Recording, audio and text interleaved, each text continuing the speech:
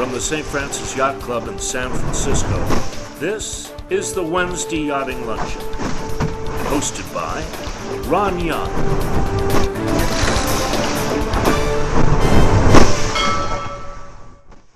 Welcome to the Wednesday Yachting Luncheon, live from the virtual grill room of the St. Francis Yacht Club.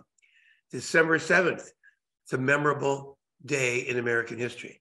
Our speaker knows more than the average person about it. He's the president of the Navy League of the United States, San Francisco Council. The Navy League was founded at a meeting in the New York Yacht Club in 1902 with the encouragement of President Theodore Roosevelt. No president before Theodore had shown such enthusiastic interest in naval affairs and had such a firm grasp on its functions and use in foreign affairs. In 1936, with growing risk in Europe, Pacific region, the San Francisco Council was formed at the Fairmont Hotel. Angus will share local initiatives of the Navy League, and we'll hear from two representatives from the national headquarters in Washington, D.C. Come awaken your interest in how civilians can help our Navy, our sailors and Marines who are on watch around the world, 24/7, 365. Angus Blackwood, welcome to the Wednesday Yachting Luncheon. It's always an honor to be with you, and especially as a guest speaker for the esteemed Wednesday Yachting Luncheon. Before I get going, somewhere along the way, our viewers might want to join the Navy League. So let me get that out of the way first. If you go to NavyLeague.org, you'll see in the upper right-hand corner a button that says join. Just follow the instructions. Memberships begin at $25 for single memberships, all the way up to $500 and $1,000 for various life memberships. As part of that process, you can choose the council. That's what we call our chapters. And from a pull-down menu, you can pull San Francisco. But Ron, I know the Wednesday Yachting Luncheon has really a global audience, certainly a national audience of sailors and yachtsmen and racers.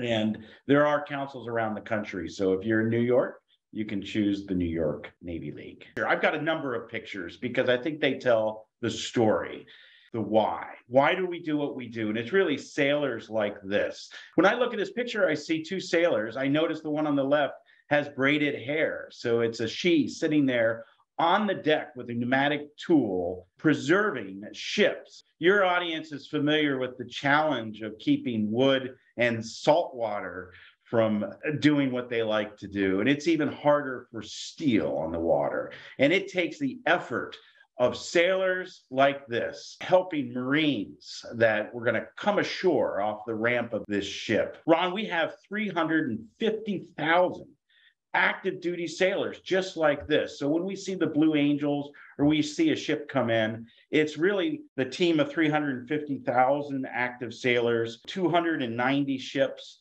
who fly 2,600 aircraft, 61 submarines, with the help of about 275,000 civilians. So when we talk about what we do, the why, it's to support our fellow Americans who have volunteered to serve, such as these two working hard, preserving the side of a ship.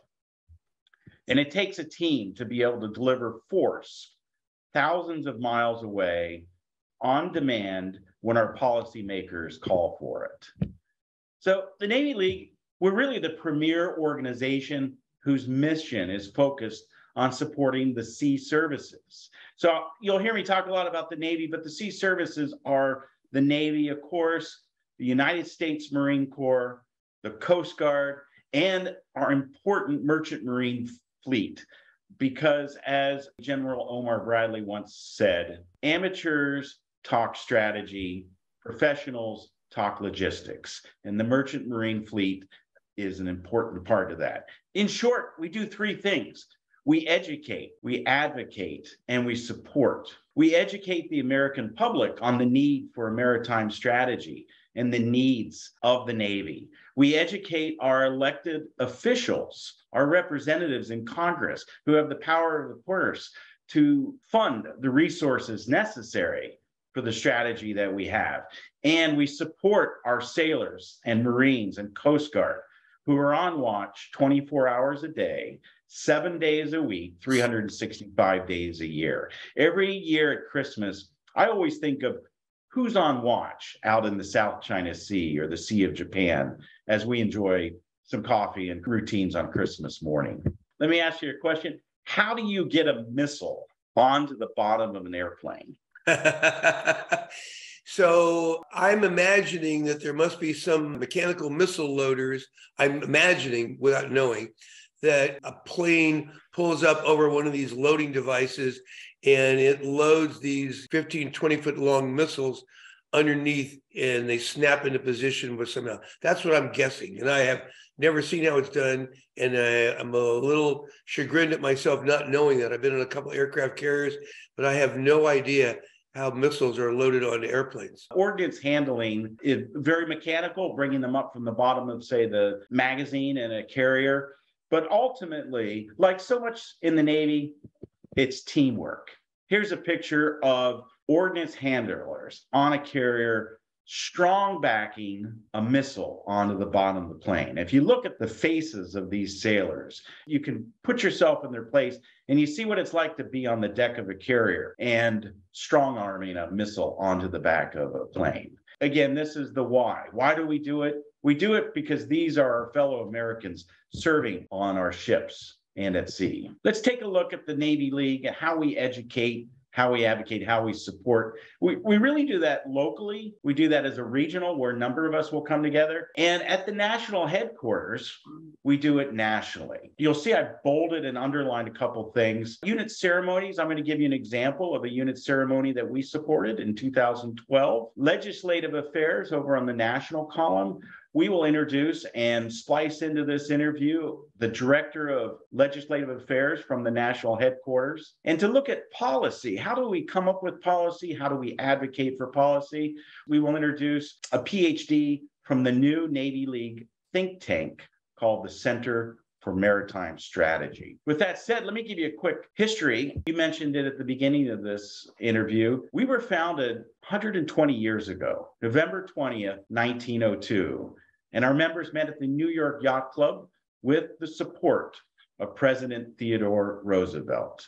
President Roosevelt and his brother were both Assistant Secretaries of the Navy before they became presidents. Let's pivot a little bit. So this is 1902. Let's go back 4 years. Let's switch to the West Coast. 1898, the Spanish-American War began. And on April 24th, 1898, Secretary of the Navy sent this communication to Commodore George Dewey. War has commenced between the United States and Spain. Proceed at once to the Philippine Islands and capture or destroy the Spanish fleet. The ship you see was the most modern ship of its day, the USS Olympia, the flagship for Commodore Dewey, who sailed into Manila Bay. That ship, Ron, where do you think that ship was built? Mare Island, California. Very close. In San Francisco. The USS Olympia, now still around, now on display in Philadelphia. It was built right here in San Francisco at the Union Iron Works. Most people don't realize what a significant Navy port San Francisco has been over history. We're going to have a show in the spring on that very subject of the Navy town, San Francisco. So thanks very much for previewing that little tidbit for us. That's great, Angus. I had no idea that Dewey's flagship was built in San Francisco. Great factoid. San Francisco has always been a Navy town. In 1992, we closed our last base. And the retirees have been dying off, and we've kind of lost track of our Navy heritage. But I think that tide has ebbed and will be rising again. As we see with the success of Fleet Week, the air shows, we see that the elimination of the don't ask, don't tell policy, we see once again that San Francisco is embracing its Navy heritage. Well, going back to 1902, Dewey won. Dewey destroyed the Spanish, and he became an instant celebrity. The Dewey Medal was created, the Dewey Monument was erected, and George Dewey became the first Admiral of the Navy, only one of about 5 or 6 that have ever been promoted to 5 stars. And here on the left, picture of 1903 is 1 million people gathered before the Dewey Monument for its commemoration. So Ron, I'll put you on the spot again. Where is the Dewey Monument? Is that Union Square, San Francisco? You can't put one past you, Ron. That is exactly right. There is the Dewey Monument. And here's our first picture, a local event. This is in 2012. The USS Dewey comes into San Francisco. They contacted us. They said, we'd like to hold a commemoration at the Dewey Monument. And we said, what can we do? We arranged for the permits from the parks and we made it happen. Now, what you'll see is the entire, not the entire crew of the USS Dewey. There's no valet parking down at the wharf. So about a third of the crew has to stay on watch, keep the ship secure, keep the engines running. And the rest of the crew came out for this ceremony, which, well, I encourage all our viewers, especially the ones that are in Northern California, the next time you're in Union Square, go read the panels on the four sides of the Dewey Monument. Take a second to think back. This was really the rise of America as a global power. This was an exciting period in time. And so the USS Dewey, the namesake ship, a destroyer, over 300 enlisted and over 30 officers, came into town to celebrate the heritage of Admiral Dewey. Let me share a few more pictures for you. If you're going to have a monument ceremony, there's only one way for the VIPs to arrive, and that's by cable car. So we arranged for them to come up Powell Street on the cable car. You can see on the front of the cable car, it's a little hard here, we've got the Dewey logo. And then we've got a couple of our sponsors. We thank Muni and the police and all these that helped us to put it together. Here's a picture of, you can kind of see them hanging off the side, the first three. Police escort coming up Powell Street for this particular ceremony. Here's the officers of USS Dewey in front of that. They were so glad to be in San Francisco, as you can imagine. We had great weather on a June day. Behind them is their logo, fight, and they're joking around, getting ready. Here's a look at it from the back. We had the color guard and security. And finally, here's a picture taken from one of the buildings from up top where you can see all of them. Okay, let's take a look at the San Francisco Council. The San Francisco Council, fast forward to 1936, was formed in the Fairmont Hotel, and in the Articles of Incorporation on file with the Registry of Charitable Trusts of the state of California, the purpose of the San Francisco Council was listed as this: to acquire and spread before the citizens of the United States information as to the condition of the naval force and equipment of the United States, to awaken interest and cooperation in all matters to aid, improve, or develop our national defense. This is December 7th, the date of this Wednesday yachting lunch. Pearl Harbor was a surprise attack, but to historians, it was not a surprise act. And here we can see that San Franciscans recognize that war in the Pacific was coming, and it's our civic duty to be prepared. With that said, I think this is a good point to bring in the interview with Dr. Stephen Wills. Now, the Navy League has been around since 1902, but we're super excited for 2022 because this year we started our own think tank called the Center for Maritime Strategy. The Center for Maritime Strategy, the dean is Admiral James Foggo, who among other commands, was the commander of all NATO forces. We have the right guy to start our think tank, and we're very pleased to welcome one of their subject experts, Dr. Stephen Wills. He's technically called a navalist. He'll explain that a little bit, but he's an expert in U.S. Navy strategy and policy and U.S. Navy surface warfare, that is ships and platforms. With that said, let's take a look at our interview with Dr. Wills and learn about this new think tank. Steve, tell us a little bit about that role. What a heck of a role as a guy who was once at the think tank Synectics in Cambridge, Massachusetts. I give a cousin's salute, think tank to think tank. So tell us a little bit about the Navy League's new think tank. It's really an exciting role. I'm the navalist / strategist here. And my wider role is to connect the center with a wider Navy strategy. Before coming to the Center for Maritime Strategy, I spent 5 years at the Center for Naval Analyses, an FFRDC, federally funded research and development corporation, so another kind of think tank, 2 blocks up the street. I still work for them part-time on call, so that's where I can park my clearance.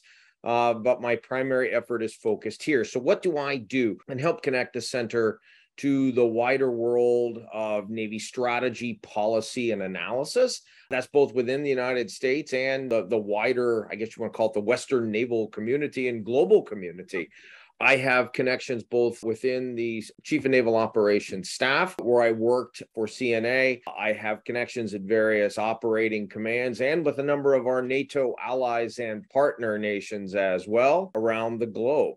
So our big goal is to advocate for an aggressive U.S. Navy strategy that takes into account our current and future force structure that the Navy hopes to build. We're a friend of the Navy and an ally, just the same way the Navy League is, but we're going to be a forceful ally that pushes in the right direction. And we've gotten a lot of good feedback so far. Admiral Jamie Fogo is our boss here, and you couldn't ask for a better leader for this institution than Admiral Fogo. And he's taking us in a lot of really cool places right now as well. And when we get to it, I can tell you about some of the activities we've undertaken over the last year. We're a team of only 5 full-time folks, including Admiral Fogo, some non-resident fellows that we picked up along the way to assist us. So we punch above our weight on a regular basis, and I think we're doing a lot of good things right now. And I'm happy to talk about some of those while I'm here. So it's fascinating for me and encouraging to speak to somebody at the Navy who's thinking long range.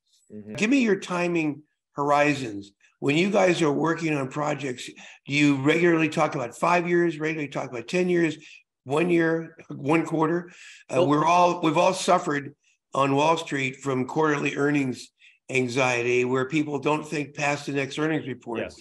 And I'm so encouraged to hear that our Navy is not being driven by such a myopic perspective. That's very true. We still have to deal in the Navy, as you know, with our 1-year budget cycle, the Program Objective Memoranda, or the POM as it's called, which is the Chief of Naval Operations annual Navy budget for the year. And there's a lot of churn and spin put into that document on a regular basis, but we tend to look further out, and the Navy is trying to look out right now as far as 2045. The Chief of Naval Operations' most current force structure planning document, his navigation plan for 2022, really is trying to look out and see where we're going to be in 2045. Now, there are good things and bad things associated with that. I'm a military historian by training, got a PhD in history from Ohio University. There's good things about looking further out, but you just have to be careful about what you do when you look far out, because a lot can happen in just the space of 10 years. So looking out in the naval world can be dangerous, but you have to, because our ships have a life expectancy in some cases of 30 or more years. So you have to plan on that ship being with you for a very long time. But at the same time, I'll give you a quick historical example. So back in the mid-1930s, the British Royal Navy planned to bring in the infamous HMS Hood for a refit about 1939, 1940, and Hood was expected to continue to serve until 1952 or 53. Now, we all know what happened to HMS Hood at the hands of the Bismarck. So you always have to be circumspect about planning far out. But our Navy is trying to do that, and we believe you need a strategy document of some type to go along with the force structure planning. And I go back to the example of Navy Secretary John Lehman from the 1980s, who had both the 600-ship Navy that many naval folks are aware of. We were going to move from in the high 400s up to a total of 600. We almost got there. We got to 594. But we also had a naval strategy that went along with it that explained what the Navy would do. And it explained it at multiple levels. It explained it to members of Congress who were concerned about the budget. It explained to our friends and allies around the globe how the U.S. Navy was going to work with NATO and other allies and partners against the Soviet Union. And it explained to the American public what their Navy was doing. And I think the Navy is traveling back in that direction again, albeit slowly. You know, we haven't had a peer opponent since the collapse of the Soviet Union. So getting a peer opponent back in the form of the Chinese Navy and some returning elements of the Russian Navy as well has helped stimulate that, I think. And I think our center is well positioned to support that effort, not only supporting our Navy, but supporting some of our allies and partners in what they're doing as well. We are thinking far out and supporting the Navy as it tries to think out toward 2045 and what the fleet's going to look like then and what it's going to do. So does the Center for Maritime Strategy have a mission? If it does, what would the mission be? Well, the mission is going to be to promote that nexus, I guess, of naval strategy and policy for all of the maritime services. So we support not only the Navy, but the Marine Corps, the Coast Guard, the Merchant Marine, and our U.S. civilian mariners as well. So we're looking at this as a holistic concept, a true maritime strategy for the country that pulls all of those elements together. So we serve everybody in that regard, and that's our mission. So in terms of management objectives, what are the objectives of the center? Do you have a set of 5 or 6 or some number of objectives that drive your mission? Drive your activities? A lot of it is engagement. So first of all, engagement, congressional level. So one of our important early programs back in August was what we called the Congressional Maritime Intensive Program. We wanted to, of course, the best way to do this is to educate members of Congress about what you're doing, what the Navy is doing. So we pulled our extensive contact list together, and we got 35 plus congressional staffers and other congressional policy folks over here to Navy League headquarters for 3 days in August during the congressional recess.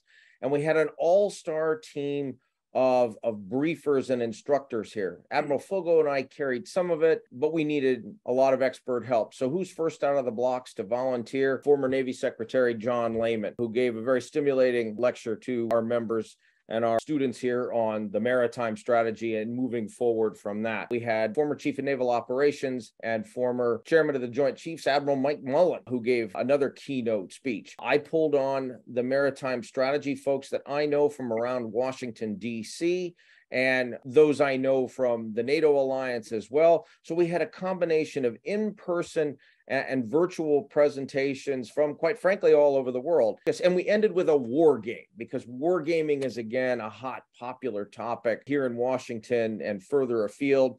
You hear more and more about members of Congress who are actually interested in joining war games themselves and being players, or at least being able to observe them in person. So we ended our event with a basic tabletop war game put on by one of my former CNA colleagues who does this. Educating people is one of our big imperatives, and that's something we can do even with our small footprint. We're going to have an event here tomorrow with the Naval War College Foundation. It's another event on America's future fleet design. A big part of our effort is focused on the education side, trying to, through writing, through Admiral Fogo's speeches and engagements in media and other places, impress upon people both in the United States and wider afield why we need maritime strategy to guide our naval planning and engagement as we deal with new peer competitors again for the first time in a long time. So while America only represents 6% of the world's population, our strength, it seems to me, is more because we sit atop an alliance of powerful partners.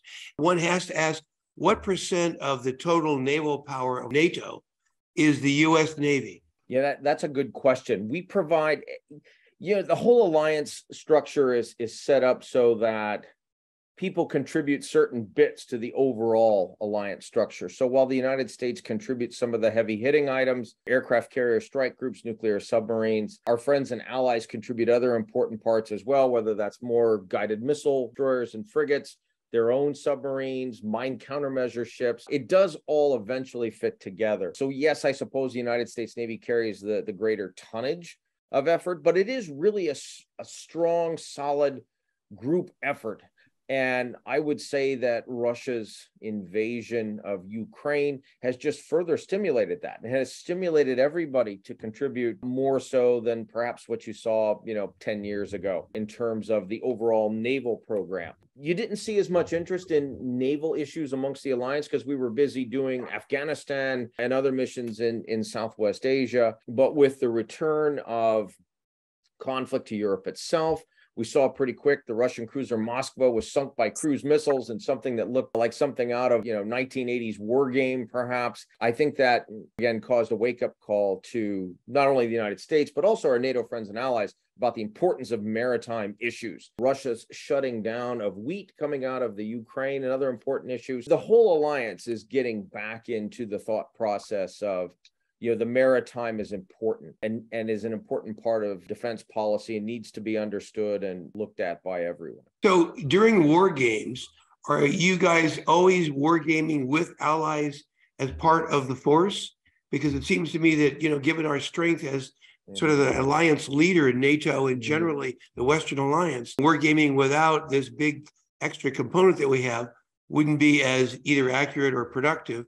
So give me some insight into how you guys manage war games given those other partners. We've been participants in a number of war games. We haven't run a full one ourselves other than for instructional purposes. The ones I've been in, though, are fully integrated with allies and partner nations. I saw war games with Sweden and Finland and others being participants. They've been around as friends for a long time. That's not new. Integrating everybody in is important because you get to those national issues that every country has. I actually spent time in a NATO command for about 4 years. My last active duty job before I left the Navy was over at NATO Joint Forces Command, Naples. So I got to know and understand the importance of national issues being, most cases, good. Once in a while, it's a limitation on what NATO does.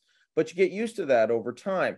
And you understand those national issues that drive our friends and allies and what they're concerned about. And I think that makes for a better alliance and a better process if we understand what everybody else is thinking. And that comes out in the war game process if you do it the right way. So countries will be free to say, well, I can't do that actually in wartime because this will violate some rule. Or, oh, by the way, if, the Russians cause pollution in my exclusive economic zone, my Coast Guard is going to come out there and issue a fine. So you learn these things about your allies and partner friends as you do war games with them and operate with them. So I think that's of great value, and that makes the war game process better. The old metaphor about generals mistakenly fighting today's war with yesterday's weapons comes to mind these days. It seems to me that Russia has been weaponizing immigrants and refugees. They basically are flooding immigrants from Syria up into Turkey and into Eastern and then Western Europe to try to destabilize democracies. When we think about strategic risks in the think tank context, what about the really smart weaponization of refugees? Seems like it's got a high ROI, and certainly the Russians have proven they can't keep up with us in terms of raw military spending or technology. I can't speak to it in terms of the land component so much, but certainly if you have lots of people immigrating by the sea, and we've seen that for years in the Mediterranean, and other places, it does cause a lot of headaches. It diverts a lot of military ships because safety has to be provided for those people. So it does impact policy. It does impact what our allies and partners are able to do in some cases. So yeah, that's something to keep an eye on. Certainly, we haven't experienced it as much actively in the Black Sea because it's been, an active war zone, but you do see it on the periphery and other places. So it'll be interesting to keep watching that. I don't know a lot about that, but I agree with you. It's an interesting development and certainly will continue to be so. The southern tip of Italy is constantly being invaded being the term, by immigrants. Yeah. And the political climate in Italy has been responsive to it, and not in a way that we like. There's quite a right-wing government in Italy right now. And one could say that they use the immigration from the South, from Africa, to kind of help polarize the society. I've seen that on the news happening. I experienced that firsthand when I was in Naples. It was sort of a beachhead for globalization there very frequently. You met all sorts of interesting refugees that were passing through there. Some folks there were receptive. I know there were a lot of clothing drives around NATO to try and help those folks at that time. And there were some local folks who just pretended those people didn't exist, which was quite interesting too. But that was my experience 10 years ago. What it's like now, I can only speculate from the news and what's happening. But whenever you have movements of refugees, it does complicate things, especially over water. It just makes it, there's just additional requirements imposed upon coast guards, fishery patrols, and naval vessels that are passing through. You have to take care of those people and get them to safety. War games can take several forms. They can be on paper, or you can do some heavy lifting. And to move, say, 50,000 troops into Europe, that's a big war game. To do 50,000 troops on paper, that's a paper game. And wargaming and planning is ongoing. You're always looking at 20, 30, 40, 50 years out. And I'm reminded of a quote from Eisenhower when he was president. He said that as a general, he found that plans were useless, but the planning indispensable. And this is a good example of it's really the process of having thought through that's going to help you be prepared for, as you say, the next war and not the last one. You mentioned earlier about 600 ships. I think of the type of ship that I served on. I happened to serve on an ammunition ship. That mission is no longer covered by active duty ships, but we still move ordnance. So I wanted to talk about ship numbers. And then also there's a particular type of ship that gets news, sometimes not always positive news, called the LCS, or Littoral Combat Ship, the LCS class. We just commissioned the USS Tulsa in here before the pandemic in San Francisco. Right now, some of the Navy's looking at, after less than the expected lifespan, decommissioning some of those ships. And tell us why that's a good idea, Dr. Wills. Okay, so this is a big question. Let me unpack this by piece. So now what we're looking at more is about 355 manned ships and 150 unmanned ships, and that's covered in CNO's Navigation Plan 2022. It's called Force Design 2045, and that's available online. Anybody can grab that from the internet. So that's the current goal. You know, warship types change from when you and I were both ensigns back in the late 80s, early 90s. So we're not looking at 600 ships this time, but numbers can always be a bit deceptive. As you pointed out, our auxiliary forces after the Cold War moved from the active Navy to Military Sea Lift Command. They're still counted, but we have less of those now. It was the end of great power competition with the Soviet Union and the return, I guess if you want to call it, of a revanchist Russia that's intent on causing trouble in some areas. So trying to build back up is an issue. As we know, it talks a great deal to our own infrastructure in this country and ability to build ships, which has kind of dropped in a lot of ways since the end of the Cold War as well.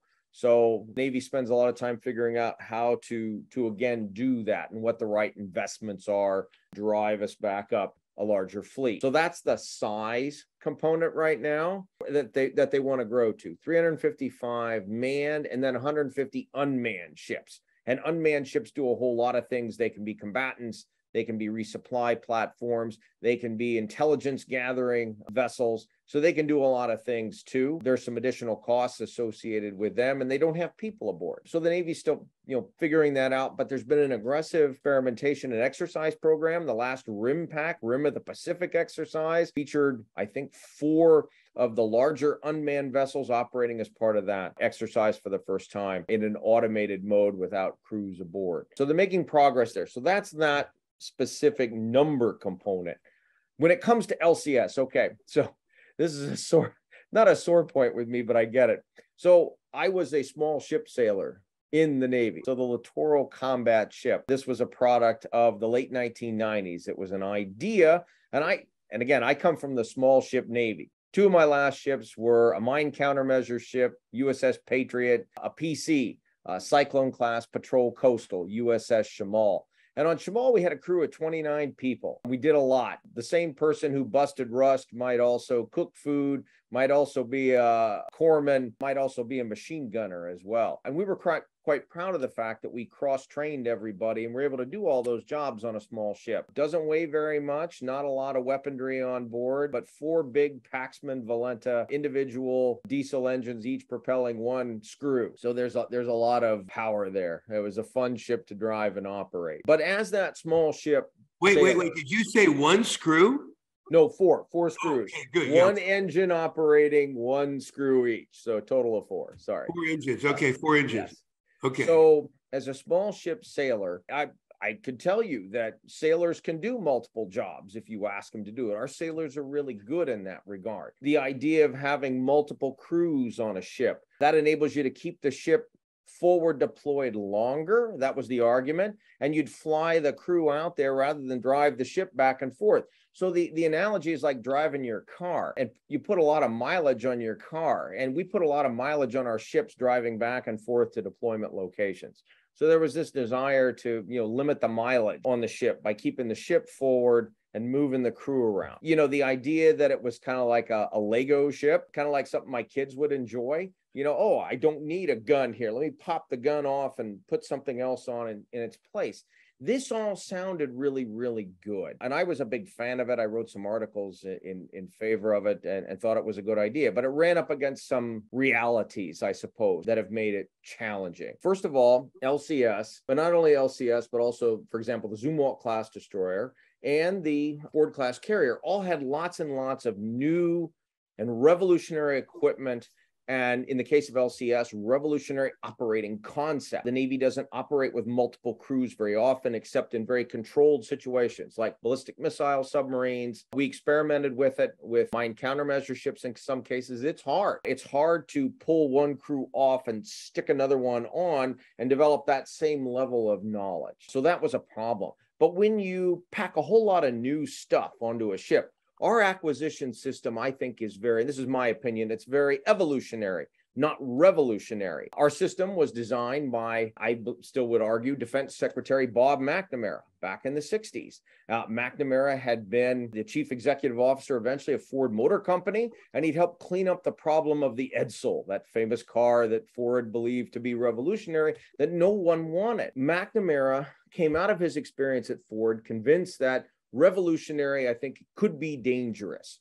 So you need to have a lot of test and evaluation, and you need to monitor the process along the way. And McNamara's system demanded that new weapons programs pass test and evaluation in different wickets along the way that it had to get through. But if your program had lots of immature technologies that were new, and if you didn't pass testing and you failed, then your program timeline moved to the left. And when it moves back to the left like that, you're delayed and costs go up. So that became a problem, I think, with all of those classes of ships. You would fail testing or you wouldn't complete testing on time. Your schedule would be moved back. And as a result, costs would grow, not only for the Navy, but for the shipbuilder as well. I'm not putting the blame on the shipbuilder. It was an attempt to create revolutionary systems. But to do that, I think you have to pump a lot of money into your acquisition system. And in the 2000s, when we were trying to build these ships, we were busy fighting in Iraq and Afghanistan. And, there were other budget priorities. So I think the important lesson learned from LCS and those other classes is you want to go with an evolutionary design system. Revolutionary costs money. And maybe you can build it in small amounts, like our Skunk Works aircraft from the Cold War. Everybody's familiar with those, various spy planes and so forth. Highly technologically advanced, but we only bought small numbers of them and fielded small numbers. If we were to compare the navies of the United States, Russia, and China, what criteria would you use to compare navies? There are several criteria that people have used. Numbers, first and foremost, how many? Some other folks, including former Deputy Defense Secretary Bob Work, likes to compare in terms of number of vertical launch tubes that every fleet has in terms of firepower. We may have less ships, but we may have a lot more firepower associated with those ships than somebody else. So that's another means of measuring how many ships you have forward deployed. Is another means of measuring ships. How big your ships are too. We can look in terms of tonnage. While I may have less ships than somebody else, but I have more tons worth of warship than somebody else does. So it becomes apples and oranges comparisons after a time. There are many ways to measure naval power. So forward deployed, what's the definition of what's not forward deployed and what's forward deployed? Forward deployed is outside of the continental United States, and generally that means it's assigned to one of the operational combatant commanders. So that's Admiral Aquilino out in the Pacific as PACOM, his PAC Fleet Deputy, Admiral Paparo, the 7th Fleet Commander, Vice Admiral Thomas. So you've got a whole list of folks that own ships that are forward deployed, that are outside the continental United States, that have completed their training process and are now available for those forward commanders. CENTCOM in the Middle East, EUCOM in Europe, and so forth. How many theaters of combat are we talking about? Well, we're talking about several, at least 3 to start with. Central Command, European Command, and Pacific Command as a starter. We always play an away game. And the 7th Fleet up by Japan, is that part of Pacific Command? Yes, that is correct. Okay. And it does count as forward deployed always. So they're sort of a starting point. So they've got, 30 some ships or more that I forget the exact number that are deployed in Japan, that are home ported there. So we count those as forward deployed, and we also count those that are forward deployed in the Mediterranean. We have 4, soon to be 6 destroyers that are going to be home ported in Rota, Spain, and a couple other ships here, there, and everywhere. Generally, on a given day, there are 100 or so, plus or minus, U.S. Navy ships deployed around the world at a given time. Is it a secret what percent of our Navy is forward deployed? No, not. If you do the math, you can figure it out. 50%? Well, the number's been getting bigger because, at the end of the Cold War, we had 550 ships to fulfill these commitments. Today, we've got 287 or so. Once upon a time, we used to say, well, at least for the aircraft carriers, 3 aircraft carriers total equals 1 forward deployed, because one of those 3 is back in the shipyard being refitted, and another one is in the training cycle getting ready to relieve the one that's currently forward deployed. So we always have to have more ships in order to generate a certain number that are forward. So are we 30% forward deployed, 50%, 70%? What's your ballpark? Well, ballpark right now, if you assume about 280, and if you assume about 100, so 100 out of 280. 38%. Don't do math in my head. I'm a squishy historian. So. 38%. Okay. Yeah. So let's see. So islands in the South China Sea. If I read one more article about our islands in the South China Sea, I'm going to ask about the Seabees. Talk to us about the strategic threat of islands in the South China Sea.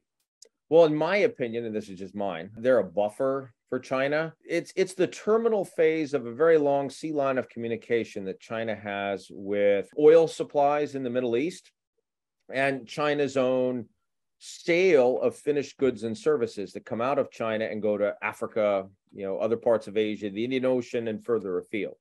So the South China Sea is sort of the terminal zone where all that stuff comes in. And in my opinion, I think they are looking to create a buffer there, protect that, to push us out and away. They were very impacted by the 1996 Taiwan Straits crisis, where we sailed 2 aircraft carriers through the Taiwan Strait, and they felt they couldn't do anything about that. Building these islands, they want to claim it as another province, like claim it as they'd claim any other kind of territory. And that's not something we accept within the global commons system. The maritime space is a global commons for all to move back and forth through. So I've been saying for some time that we should recognize that Russia, unlike the rest of the world, most of the world, benefits from sea level rise and global warming.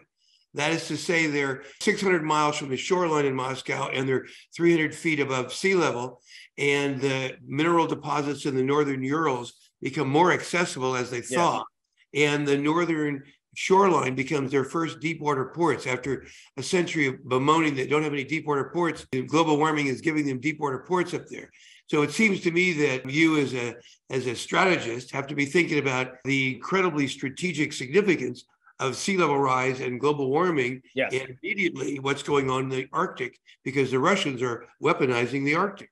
They used to have a lot of bases there when they were the Soviet Union. In that regard, it's not new that they had bases, but because of climate change up there, it's opened up a lot of water space, as you say. The Northern Sea Route becomes a potentially viable transit space that you can move goods and services around. There are still problems up there. They need all those icebreakers because there's still a lot of loose ice that floats around. Some of the navigation charts up there aren't very accurate yet. I was at an event, it's been 2-3 years ago, where our Norwegian friend said, no, I don't think we want to go up there. There's a lot of hazards. It's not well charted. And our Russian friends are unpredictable. Even that Norwegian online newspaper called the Barents Observer that watches what Russia does in the Arctic. It's run by some Norwegians. It's pretty good. The Barents Observer, is it Barents,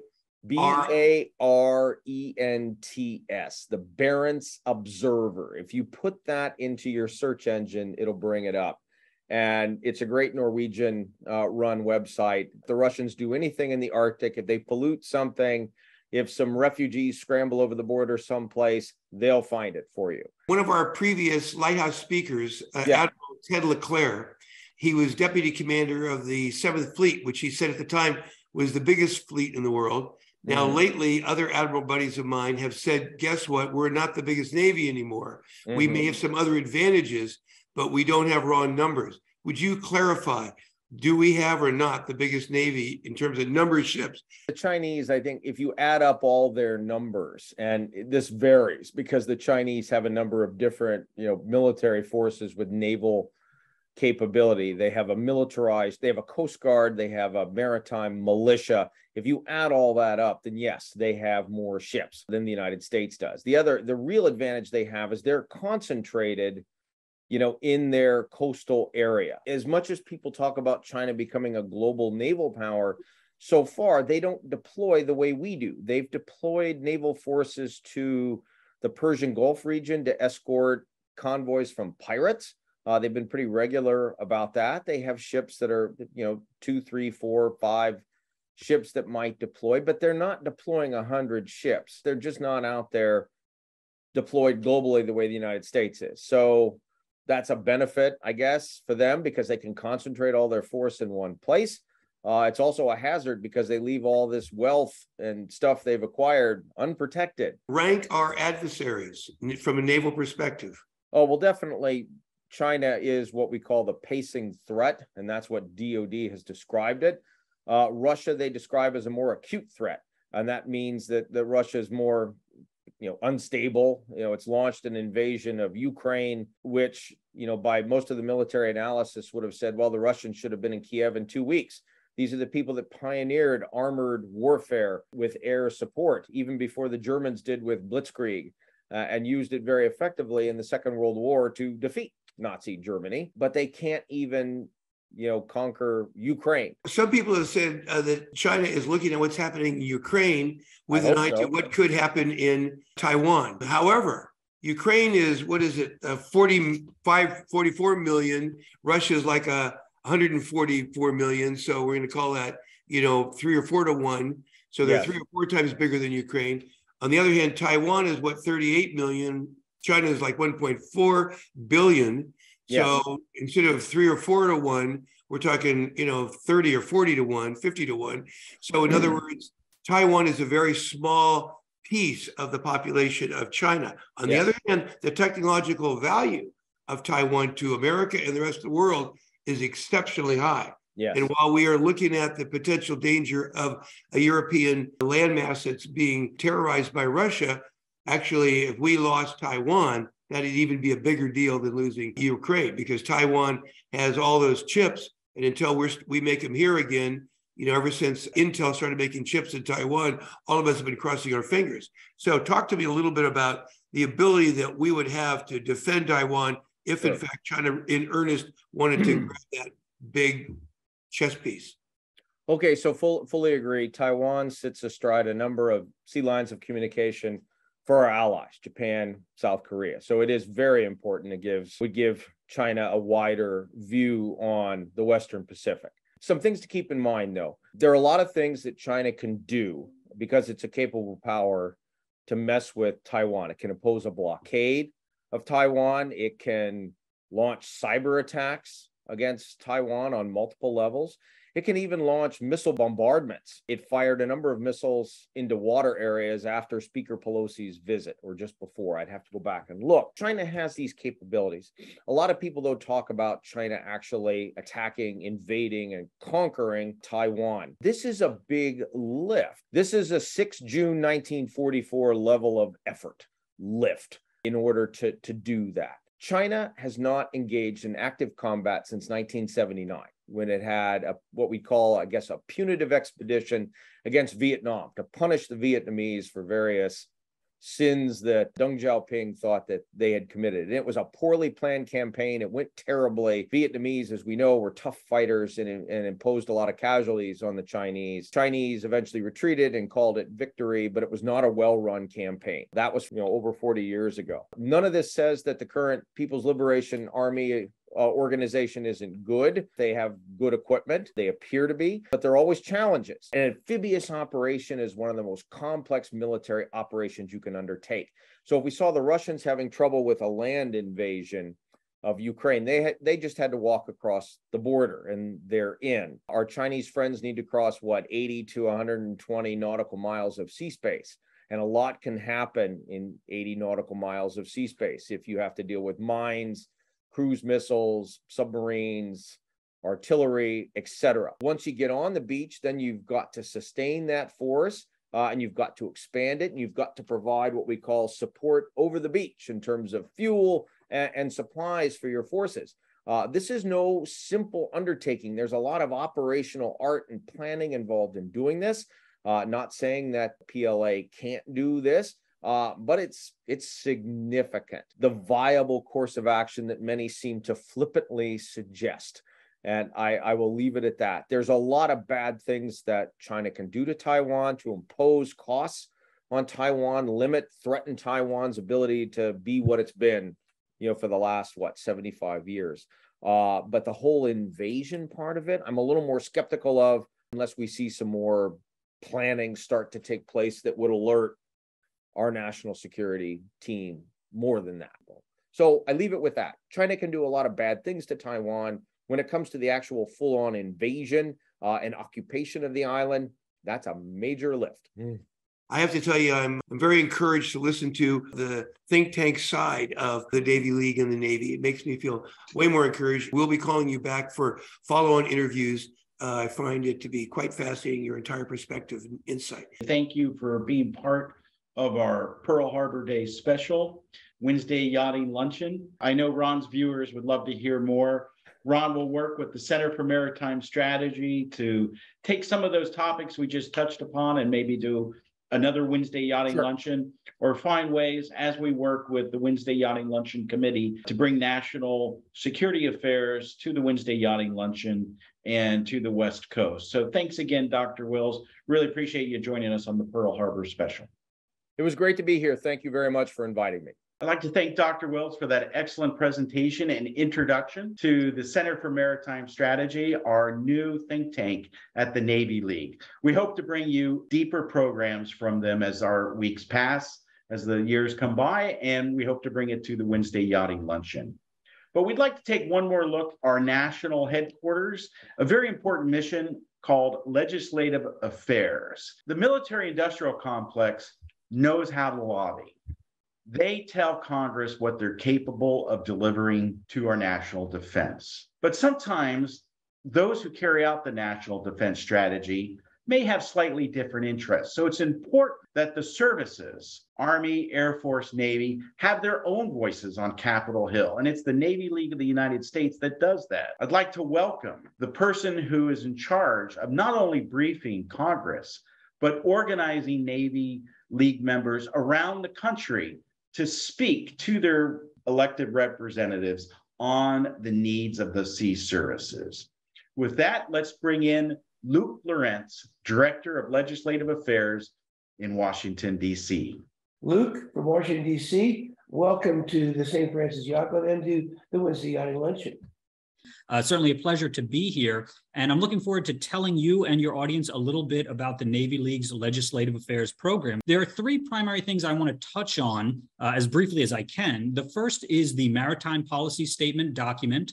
The second is the Hill Surge presentation, which you're looking at right now. This is kind of the cover slide for that presentation. And the third thing is our fly-in, which occurs in Washington, D.C. Let me mention very quickly, the Maritime Policy Statement can be found on the Navy League website, or it can be found on our Legislative Affairs Action Center, which is navyleague.quorum.us. The Maritime Policy Statement is published every 2 years in conjunction with the seating of each new Congress, and it is a roadmap for everything that our federal legislature needs to do to bolster our sea services. Using that, we can put together our annual Hill Surge, which is a compilation of asks for each sea service. Now let's talk a little bit about that Hill Surge presentation. The presentation you're going to see here today is actually the same one that your councils presented to folks like former Speaker Nancy Pelosi, Representative Garamendi, even Senator Kaine and Senator Warner here in Virginia. Keep that in mind as we're going through this presentation. The main points that we focus on are shipbuilding, pre-positioning of supplies and equipment, especially in places like the Pacific, and then the need for expanding our merchant fleet. To talk a little bit about the background of the Navy League, of course, founded over 100 years ago in the New York Yacht Club with the assistance of President Theodore Roosevelt. Since that time, we've expanded to over 180 councils across the country. And while those councils do a lot of great work locally, it's important that we keep presence and influence in Washington, D.C., so that we have some say in important legislation. We like to really emphasize that America is a maritime nation. Our economic security and our national security are both dependent on having strong forward deployed sea services. Now we like to get into the specific asks for each of the sea services. And this is the presentation, again, that we gave this year for the fiscal year 2023 National Defense Authorization Act. Really focusing on that shipbuilding budget for the Navy as we look at not only conflicts in Europe, but the potential for conflict in the Pacific. We also want to make sure that the Marine Corps has the amphibious vessels that they will require in the event of a potential island hopping campaign in the South China Sea. We also want to make sure that the fleets have access to the energy and the pre-positioned equipment that they need in the event of a long-term military conflict in the Pacific. The closure of the Red Hill fuel storage facility has complicated matters, but we were able to work with Congress to ensure that a plan was in place for adequate fuel storage infrastructure and pre-positioning of supplies. We strongly support the Jones Act, not only in terms of the economic benefits it provides, which you can see in this chart to your right, but also because it is essential to maintaining the U.S. flag fleet. Another way of using existing programs to expand our U.S. flag fleet would be to increase cargo preference thresholds up to 75% for the food aid that we send around the world, and also to ensure that the Energizing American Shipbuilding Act is passed to increase the number of vessels we have which can transport fuel. Now, the best thing that we are proudest of in terms of our last Hill surge is the Maritime Transportation Strategy. Our language was included in both the House and Senate markups of the NDAA. We'll have to see what the final language looks like when that bill is completed. However, this absolutely necessary document is going to steer the conversation on how we need to expand our military sea lift capacity, our resupply capacity, our workforce for shipbuilding, our shipyard capacity, all of these things absolutely essential to America's economic and national security. And by including this language in the National Defense Authorization Act, we have made America a safer country, and we have really provided a roadmap for where Congress needs to go in the years to come. We also, of course, do a lot of work supporting the Coast Guard, making sure that we address some of the backlog in their shoreside infrastructure, as well as making sure that their operations and support budget grows to meet the increased mission set that we keep giving them. You can see that not only are they active in our hemisphere, but active all across the world. That mission set is growing every day, especially as the Arctic sea lanes open up and we have an increased Coast Guard presence there. And of course, we always support the Sea Cadets and the young Marines. We like to summarize at this point some of the things that we've discussed for the member of Congress that we're speaking with, and then also to talk a little bit about some of the other ways that we can work with them. Of course, like to have them participate in our caucus events. Our next shipbuilding caucus will take place on Capitol Hill, March 2023. And then, of course, we like to assist with Military Service Academy nominations as well. That's pretty much where we conclude that presentation for the Hill Surge. We conduct the Hill Surge from April through June each year in conjunction kind of with the markups and hearing season to make sure that our asks make their way into relevant legislation. And then in November, we like to conduct our legislative affairs fly-in. This is done kind of to piggyback alongside our board meeting, which occurs at the Navy League building in Arlington, Virginia. But we also like to take that opportunity to get our members up there to Capitol Hill to participate in one of our caucus breakfasts and also to have an opportunity to speak with some of the members of Congress. These are just a few of the larger elements of the legislative affairs program, but of course, there's so much more going on throughout the course of the year. I'd be happy to answer any of your questions, Ron and Angus, in terms of the many, many things legislative affairs is up to. But for now, I hope that gives you a pretty good overview of the program. How big is the legislative affairs group in the Navy League? So we've been working to expand that for at least the last 2 years. Right now, we have regional vice presidents in all regions that the Navy League oversees. That was the first major development. What we are trying to do now is make sure that we have council vice presidents for legislative affairs in each council. That position is really critical to the work that we do. It makes it so much easier for us to disseminate information from headquarters to the RVPs to the council vice presidents for legislative affairs. Last year for our Hill Surge, to give you an idea, we had about 100 volunteers participating. That's fantastic, but of course that doesn't cover all 435 districts. We're looking to make sure that we have a Navy League member that can support in each one of those districts. If you don't mind, I'll tell you, it's not so hard for folks to participate because often we just need someone from that district to be present for a meeting. We don't even need them to necessarily be the presenter. It is easier for us to get a meeting with a member of Congress if we just have one of their constituents present. So if we can get somebody from each district, that would be fantastic.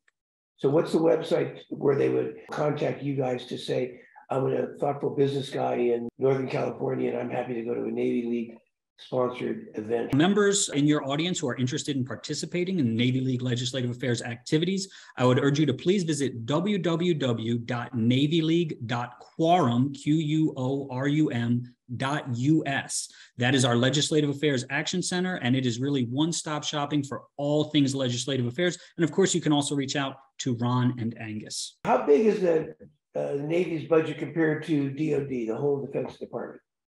Sure. So what we're seeing right now in terms of what's coming out of the House and Senate negotiations on the National Defense Authorization Act is a total national defense budget of approximately $847 billion.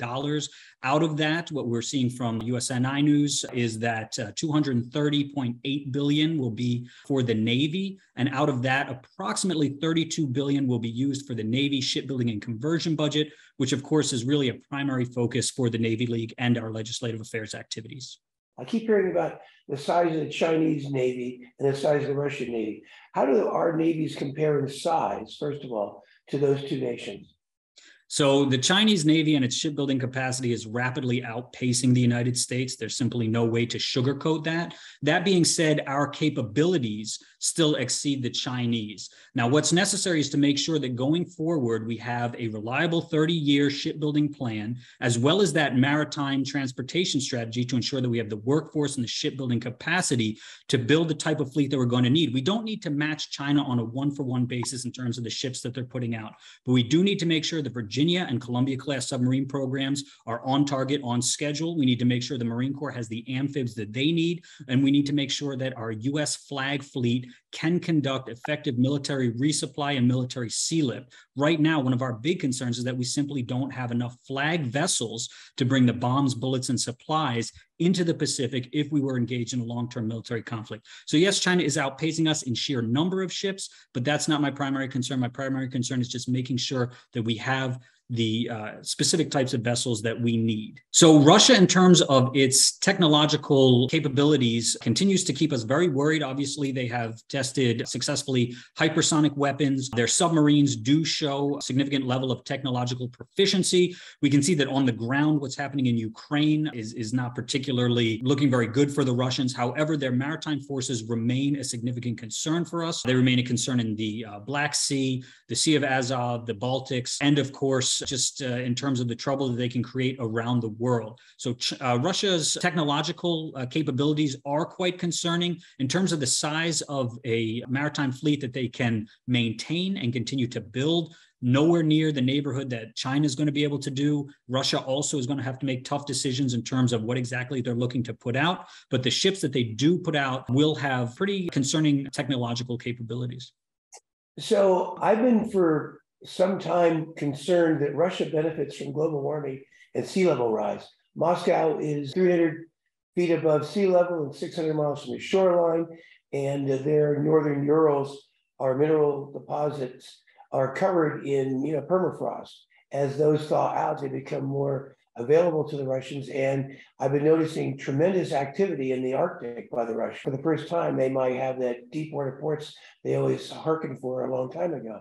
So talk to us about Russia in the Arctic and the Navy in the Arctic? So this is a very, very interesting topic and an area of great concern. Thankfully, Congress is really getting pretty involved in this. I'll actually step back from the Navy for a moment and talk about the Coast Guard. The Coast Guard and the icebreakers that we currently have and are fielding, hopefully getting up to 6 very soon, that's actually going to be a big part of our forward presence in the Arctic, making sure that we can conduct transit of goods peacefully and safely and not coming into conflict with the Russians and with the Chinese, who refer to themselves as a near Arctic nation. Not totally sure what that means. Anyone can call themselves a near Arctic nation, but China's going to be up there as well. But as those sea lanes open, that's true. There's a bit of chaos as folks can kind of go after whatever natural resources they want. They're looking to gain not only materially, but territorially. So Russia at this point has, I think, about 50 icebreakers. We are struggling to get about 6. So the Coast Guard needs a lot of support in terms of getting those icebreakers, expanding those icebreaker fleets. And then also, of course, when it comes to the Navy, we need to make sure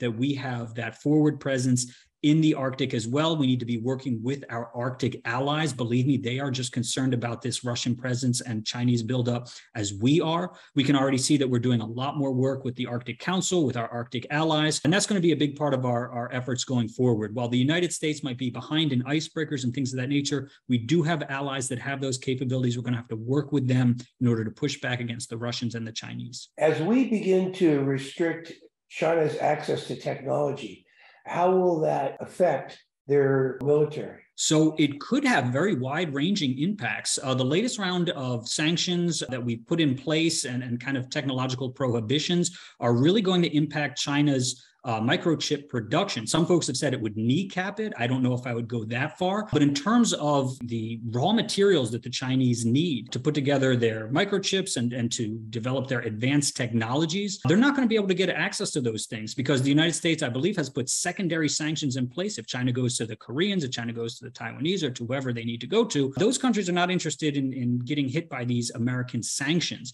So this is going to make it much more difficult for China to field the type of advanced technologies that they were hoping to dominate in the 21st century. If you couple that with the fact that a whole lot of companies are looking to move out of China, whether it's because of their zero COVID lockdowns or whatever the case may be, they're going to have less access to these private businesses that they've exploited for years. You know, I hate to say it, a lot of American companies have gone there for cheap labor and whatever else. And of course, the Chinese take advantage of that by accessing their technology and things of that nature. As more and more companies leave China, in addition to these sanctions that we put in place, it's going to be difficult for China to achieve the type of technological hegemony that they were hoping for.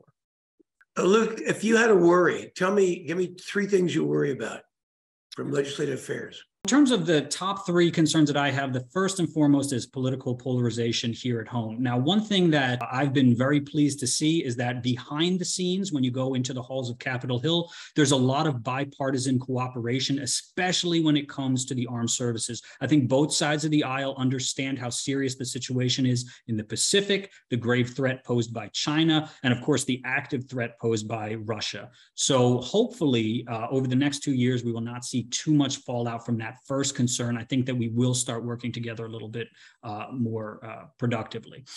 Second concern I would have is that the prepositioning of fuel infrastructure and also equipment is not moved hastily enough in the Pacific. This is a concern because if we have a long-term military conflict in the Pacific, China knows to go after our resupply and after our logistics. That's no question. I'm not telling you anything. That's a top secret of the CCP. They are very clear that they will go after that resupply if we don't have enough ships, if we don't have enough fuel storage infrastructure, if we don't have enough resupply out there waiting in the Pacific, then we're going to be in a lot of trouble. The third thing I want to mention is getting supplies specifically to small units of Marines if, again, we were engaged in some sort of island hopping campaign. I think we need to take a really, really innovative approach to this. We recently just wrote a white paper here in the Legislative Affairs Department about potentially using similar technology to narco subs. I know it sounds strange, but if you want to find somebody that gets supplies into contested areas, it's people that engage in illegal activities. So an approach like this could be a very, very interesting game changer in the Pacific if we can use these low impact, low signature types of vessels that can get these supplies quietly through Chinese defensive positions to our Marines behind enemy lines in the line of fire. That's very interesting. And that's something I think we need to experiment with and figure out very, very quickly. Those are my top 3. I hope they make sense. In the past, we've had legislative dysfunction to the point where we have no federal budget. The Navy, Army, Marines, Air Force have operated under continuing resolution. Soldiers and sailors didn't get paid. Coast Guard personnel did not. There was talk about making it so that Coast Guard personnel are not distracted by the legislative dysfunction in a material way like that. Has anything changed on that front? So to answer your question briefly, the answer is no, nothing has changed just yet. However, I will tell you very quickly, this is one of the things that we advocate strongly for. You're talking about what we refer to as pay parity for the Coast Guard. Essentially, there is a carve out in any government funding lapse or government shutdown in which our military service members will continue to get paid. The problem is that carve-out does not apply to the Coast Guard because they fall under Department of Homeland Security. So just like most government workers, if there's a lapse in government funding or a government shutdown, the Coast Guard does not get paid. Now, this is particularly insulting considering that the Coast Guard does not stay in garrison. They are out there every day stopping drug smugglers and human traffickers and responding to humanitarian crises. So this is something that we have really struggled with. Environmental spills. And environmental issues and everything that you can imagine. This is something that we have advocated before Congress for the past several years. We are still pushing for that. I would urge anyone that wants to get interested, please contact us, contact Ron or Angus, because this is an issue that we really, really care about. Sadly, we have not been able to push this across the finish line, but we are trying to get the Coast Guard covered by that carve out again for military service members in the event of a lapse of government shutdown. And before we wrap up this interview, let me make a plug for the fly-in. The fly-in every other year, non-election year, so next year coming up, members at their own expense fly to Washington, D.C. for 2 days and meet with their representatives on Capitol Hill. If anybody would like to join that effort in 2023, just give a shout out to Ron or I, and we'll help you evaluate whether you're a good candidate. Should be a lot of fun. We'd love to see you in Washington. Great. Thanks very much, Luke Lorenz. Terrific having perspective on the Wednesday Yachting Luncheon. You can see how important legislative affairs is at the national level, and it's done with support at the local level. I think of a quote by General Omar Bradley where he said once that amateurs talk strategy, professionals talk logistics, and it starts with legislative affairs. So thank you, Luke, for joining us. My pleasure, guys. Take care. Thank you, Luke, for a wonderful briefing. There's a lot to be said and communicated to Congress, and that work continues. Here's a quick look at some of the representatives just in the Bay Area. We do calls with each of them. We've briefed each of them on the needs of the Navy, the needs of the Marine, and this list is pre-midterm list that'll be updated in the new session. But this work is very important so that Congress knows what our maritime services need. Well, we've had a nice look at some of the things that we've done locally. We see what we do nationally.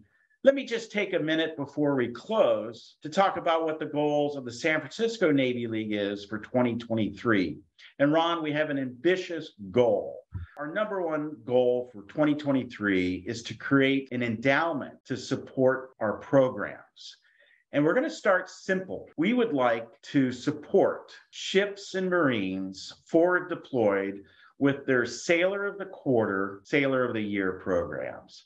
Every ship at sea has both enlisted and officers. And for example, the USS Dewey we talked about earlier has a little over 300 enlisted and probably a little over 30 officers.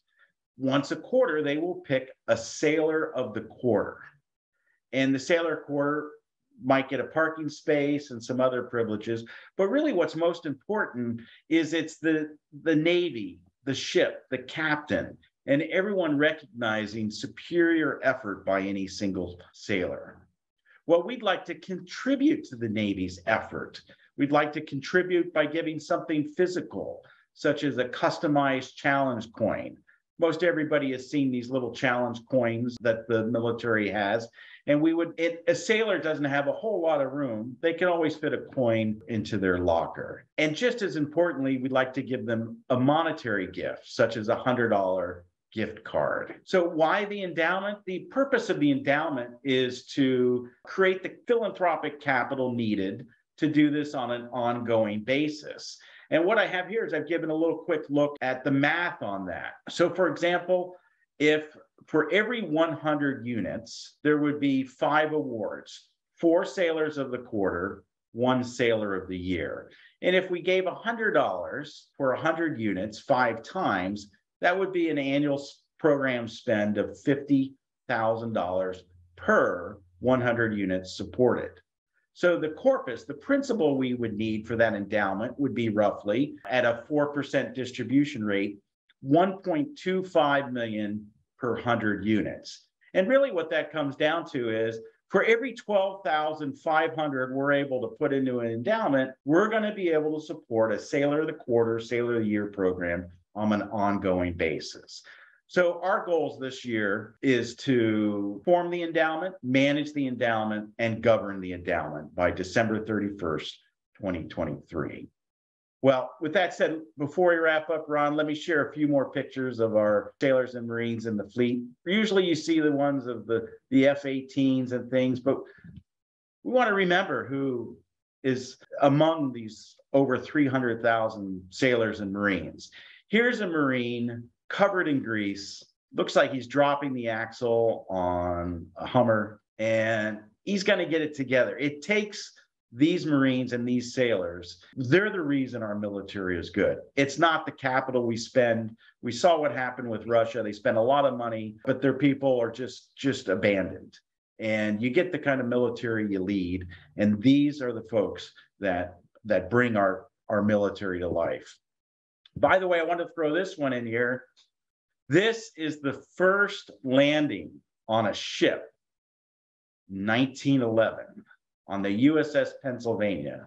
Ron, where do you think this ship is at this, where it's? San Francisco Bay, just a little bit north of Treasure Island, as I recall. And the boat had come from Mare Island. Is that accurate? That is exactly right. The first landing on a ship was done right here in San Francisco Bay, 1911. So it's quite amazing. We had a WYL on this whole topic. And as I mentioned earlier, and most San Franciscans now do not remember or realize that because, we haven't had any real wartime activities around the Bay for several years. But San Francisco was a Navy town and started out as a Navy town literally a couple hundred years ago. Most people think about San Francisco and the entrepreneurship of Silicon Valley. We're around to know that in 1846, there were really 50 people living in the little village called Yerba Buena. There was no San Francisco, but there was a San Francisco Bay. And in 1847, Yerba Buena changed its name, naming itself after the bay and it sat next to. And Yerba Buena became San Francisco. So very few cities were named after the bay next to them. And in 1849, everybody remembered hearing about the 49ers and the gold rush. Few people realized that the population grew by December 1849 to 25,000 people, from 50 people a few years earlier to 25,000. And virtually half of all the people who were in San Francisco at that time arrived in San Francisco after sailing for 5 or 6 or 7 or 8 months at sea. And they came through the Golden Gate on a square rigger. And so everybody in San Francisco knew how to sail. Everybody in San Francisco, most people had been to sea. If they hadn't been to sea, their relatives had been to sea, because as many people came through the Golden Gate as came over the Rockies and the Sierra foothills. So San Francisco has got an incredibly rich maritime heritage. I'm so happy that you're featuring these factoids, Angus. It's great. Few San Franciscans and people in the West Coast even remember that San Francisco's been a Navy town. It's clear the national defense strategy is pivoting towards the Pacific. And I think that puts San Francisco on the rise in terms of what we can contribute to our national effort to pivot towards the Pacific. As I mentioned at the top of the program, join the Navy League, join the San Francisco Council. We'll keep you informed and we'll give you opportunities to participate. Crawling around in the mud, EOD. EOD stands for Explosive Ordnance Disposal. So with all the activities of preparing for and executing war, we sometimes forget about some of the dirty work, whether it's busting rust, or in this case, digging out munitions to make the area safe. Here's a great picture. They can't be over 20 years old. a damage control team on a carrier. You can see they have a hose reel.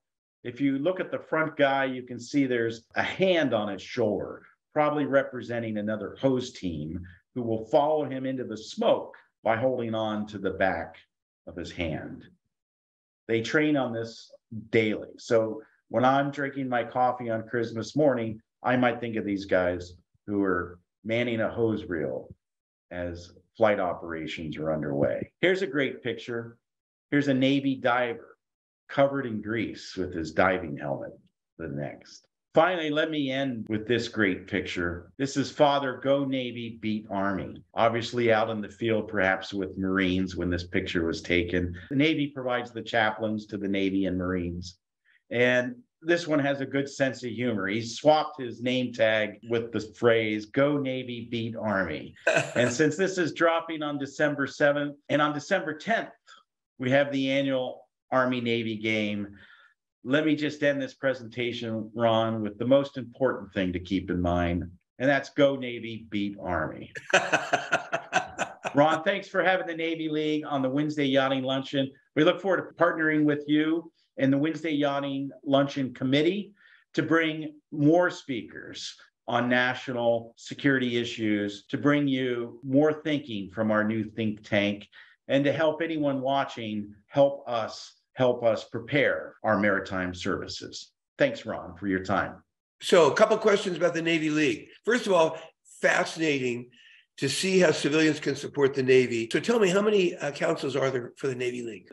The Navy League has about 30,000 members across the country and really around the world. Memberships do begin at $25 for an electronic membership. If you're under 55, life memberships are $1,000. And there are a number of multi-year memberships in between them. The 30,000 plus members are in 200 councils across the country. If you want to learn more about the Navy League, they can call your number, they can send you an email, and they can look online at NavyLeague.org. How many projects per year do you guys support? It depends on how you define a project, but the answer is all of them. If somebody calls us and asks us to do something, we'll do it. And San Francisco is really just one of many councils here on the Pacific Northwest. We're divided by councils across the country, the 200 I spoke of. Then we further break it down by region. So we're in what's called the Pacific Central region. And we do take a regional support approach. All the Navy Leagues, whether councils, whether it's San Francisco, Oakland, Sacramento, work together if there are major events. A good example is in 2014, the latest ship named after our country, the USS America, was commissioned right here in San Francisco at Pier 32. There were 12,000 people on the pier for the commissioning. A commissioning is when a ship first begins and is added to the fleet. And you've got to build it, you've got to staff it, you've got to try it out a little bit. But once it's commissioned, the watch is set and maintained until that ship is decommissioned. For the USS America, that began. It was commissioned right here in the city. And that took not only the Navy League, but our compadres from the Naval Order and pretty much any other Navy organization around. The chairman of the USS America Commissioning Committee was our own member, the late Rear Admiral Tom Brown, who was the chairman of that committee. You know, the Navy League is a civilian organization. And so if you're a civilian, you're the right candidate for the Navy League. Many of us happen to have some prior service. It's that affinity that attracts us to the Navy League when we become civilians. But I can tell you, when I served as an officer in the Navy many years ago, we'd pull into some place like Hong Kong and the American Club would welcome the wardroom, that is the officers.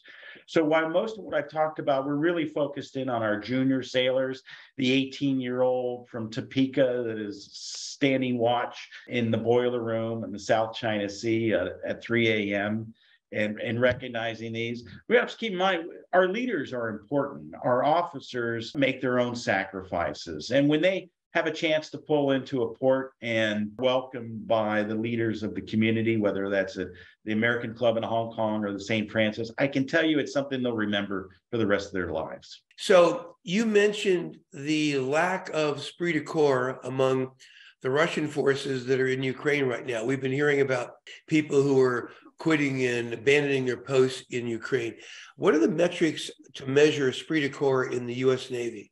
How do you keep track of it? I think retention is the big obvious factor. If we go back to late 70s, early 80s, especially such as the Iran hostage crisis, we had carriers that were deployed almost a year.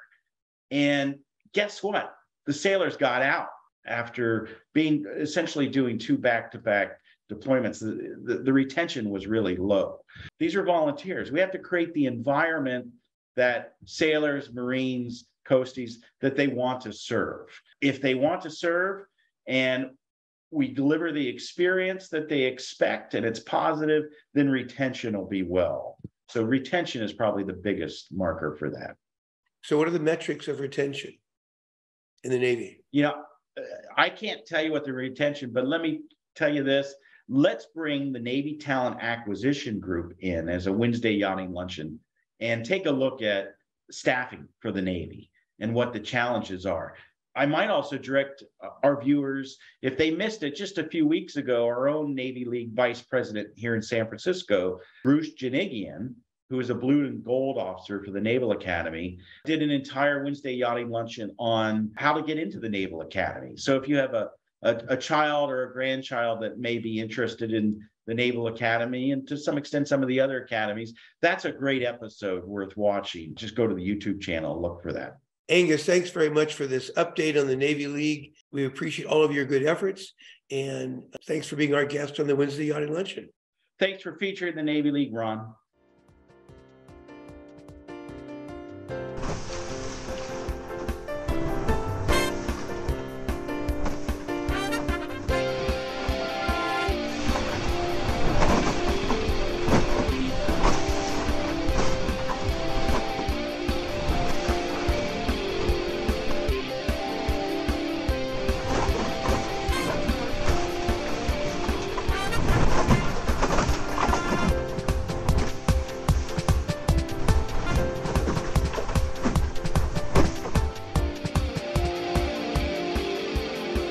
This has been a presentation of the Wednesday Yachting Luncheon.